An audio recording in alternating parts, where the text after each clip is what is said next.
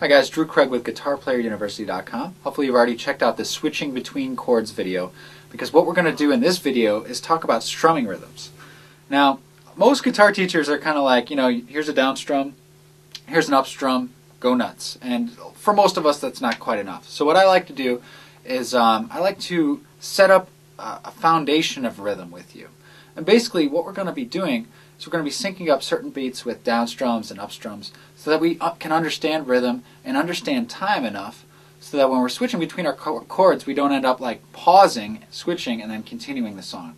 I don't know if you guys go to any open mics or have ever seen this before, but one of the most common problems with guitar players, especially beginner guitar players, is when they switch between a chord, their song goes on stop, or it just halts for a moment while they switch the chord, and then the song resumes, kind of like this.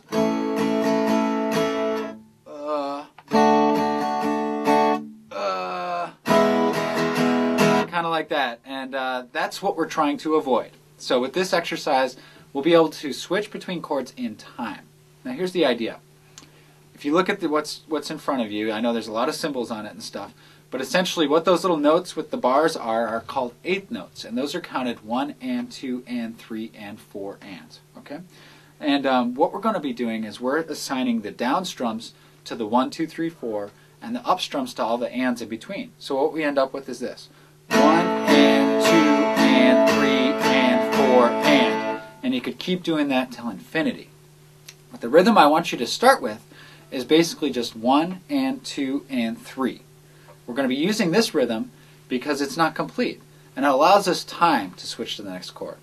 So remember all those techniques we were using to slide from one chord to the other, like using the third finger and the D chord to slide into the third finger, the A chord? That's the technique I want you to practice here, and we're going to apply this rhythm of 1 and 2 and 3, or down, up, down with the strums. Pretty simple. And in that time that we have at the end where we're not strumming, we're going to be switching to the next chord. And what this will allow us to do is switch to the next chord with enough time so we're playing in time. In other words, you could be playing with the drummer, or you could be stomping your foot along. It'd be real steady. There's no pause of the song. It just keeps going. But what we've done is created a rhythm that allows us to have enough time to switch. So let me give you an example of it. If you're having problems with this, try slowing it down.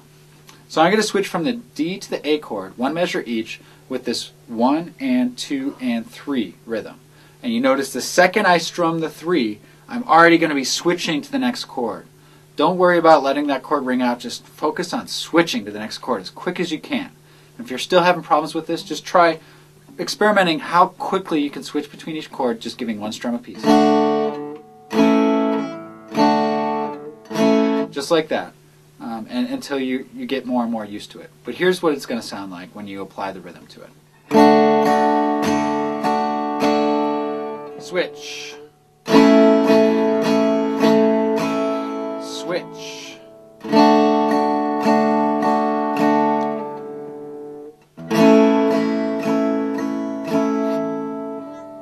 So you can see, the rhythm allows us to have enough time to switch to the next chord.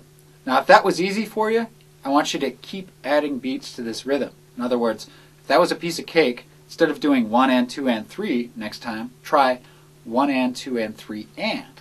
What happens is that time we have to switch gets shortened. Once you've completed that, try 1 and 2 and 3 and 4. And then we just have a little tiny beat to switch. The ideal goal is to be able to switch between the chords without pausing at all.